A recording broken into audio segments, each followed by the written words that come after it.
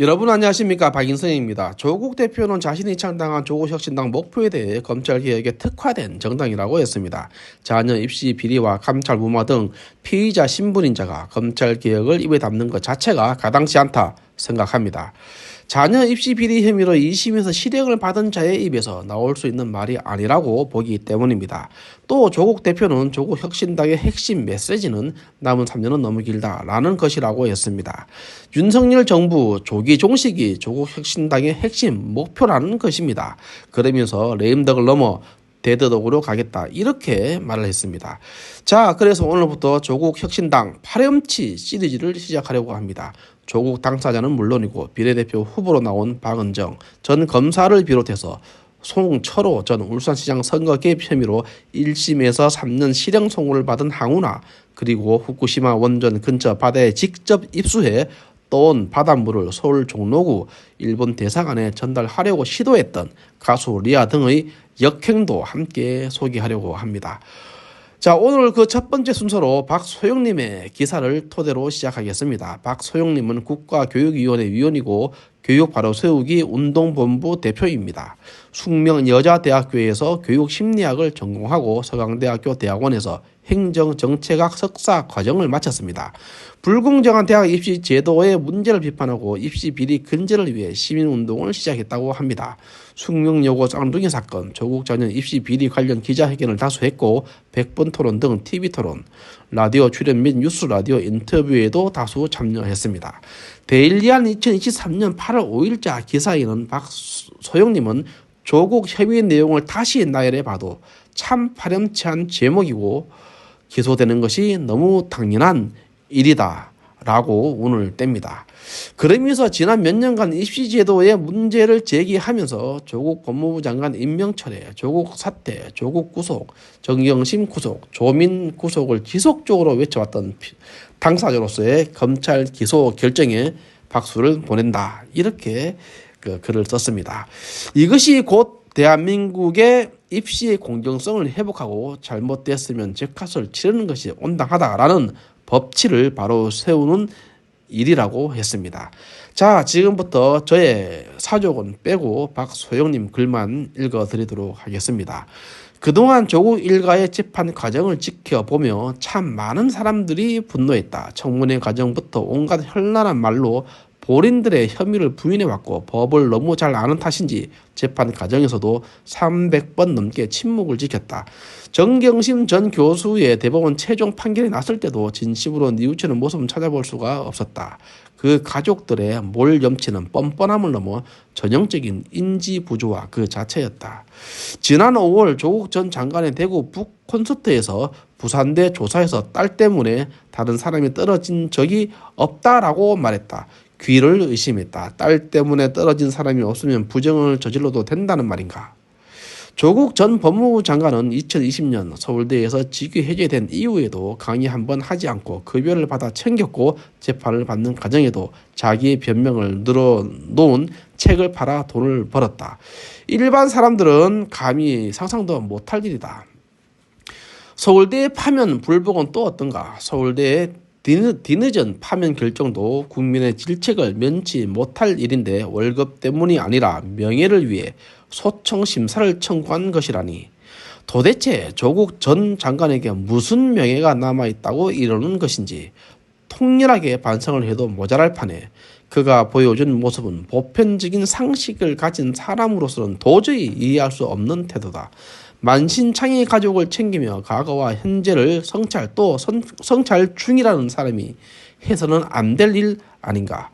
조민의 행동은 더 이해 불가하다. 본인의 입시 비리 문제로 부모가 유죄 판결을 받고 심지어 한 사람은 실형까지 살고 있는데 조민이 그동안 보여준 행동은 많은 사람들을 불편하게 했다. 특히 유튜브 방송을 통해 세상에 쏟아내는 말과 행동은 마치 본인이 죄가 없는 것처럼 행동했다. 부산대 의학전문대학원에서 뒤늦게 입학 취소 발표를 했을 때도 조국 전 장관의 서울대 파면 불복과 마찬가지로 의전원 입학 허가 취소 소송을 했었다.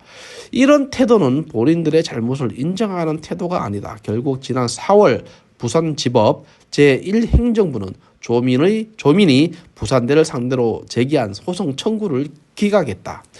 당시 조민은 SNS를 통해 납득할 수 없는 부분은 법적으로 싸워 나가되 의사 면허가 살아있는 동안 사회에 환원하는 마음으로 봉사하겠다라고 했다. 아무리 국가고시에 합격하여 취득한 면허라 할지라도 결과적으로 무자격자다. 그런데도 SNS를 통해 저런 식으로 말하는 것은 국민 기만이다. 조민의 말대로 본인이 납득할 수 없는 부분은 법정에서 다투면 될 일이다. 입학 당시 성인이었던 조민이 끝까지 자신의 죄를 인정하지 않고 모든 죄를 부모의 탓으로 돌린다면 법적인 단죄보다 더 무서운 국민의 심판을 받게 될 것이다. 그동안 조국 일가가 진심으로 죄를 뉘우치고 용서를 구할 시간은 얼마든지 있었다. 그런데도 조국 일가가 재판 결과에 승복하기보다 지속적으로 항변을 해온 이러한 태도는 입시 비리를 저지른 죄보다 어쩌면 더 비판받아야 할 일이다. 몇 년씩 재판을 이어오다가 결국 두 부부에 이어 딸 조민까지 기소가 되는 이 상황은 자업자득이지 누구의 탓이 아니다. 여전히 대한민국에는 유죄 판결을 받았음에도 조국 일가에게 힘을 내라고 SNS에 댓글을 달고 슈퍼챗을 쏘는 사람들이 있다. 이들이 이러한 행동을 하는 것도 조국 전 장관과 조민이 그동안 끊임없이 SNS를 통해 보여준 말과 행동 때문이다. 조국 전 장관은 딸의 기소 소식에도 또 페북에 글을 남겼다. 차라리 옛날처럼 나를 남산이나 남영동에 끌고 가서 고문하기를 바란다. 라고. 아니 본인이 남산이나 남영동을 가보지도 못한 사람이 민주화 투사로서 가는 것처럼 궤변으로 위장한다. 참으로 끔찍한 말이다. 누가 보면 없는 죄를 뒤집어 씌우는 줄 알 지경이다. 이 글에도 입에 담을 수 없는 말이나 응원의 글이 수백 개 달렸다. 개인적 친분이 있다고 해도 안타까운 마음을 이렇게 공개적으로 전하는 것은 오히려 조국 일가에 독이 된다. 조국 일가는 죄를 지었다. 이것이 사실이다. 이를 부인하는 것은 조국 전 장관이 그토록 주장해 오던 정의에 대한 도전이며 법치주의를 무너뜨리는 것이다. 위선의 대가는 법의 심판보다 더 혹독하다는 것을 아직도 모르는 듯. 자, 이렇게 박소영님의 글은 마쳤습니다. 심리학자 조너슨 화이트는 도덕 기반 이론으로 유명한 심리학자입니다. 화이트에 따르면 공정성 모듈은 좌파, 우파 가리지 않고 영향을 끼친다고 합니다. 좌파의 경우에는 동정심, 그러니까 배려와 피해 이런 것이죠. 동정심과 공정성이 충돌할 때 동정심으로 기울지만 우파는 공정성을 우선으로 한다고 합니다. 가난한 자를 보호하는 일에 사회 공동체가 나서는 일종의 사회복지 정책을 펴는 것에 대해서 좌파는 동정심을 가지고 찬성을 하지만 우파는 그들을 향해서 실패자, 낙오자에 대한 특혜로 바라보는 시각, 곧 공정성을 가지고 바라본다고 합니다.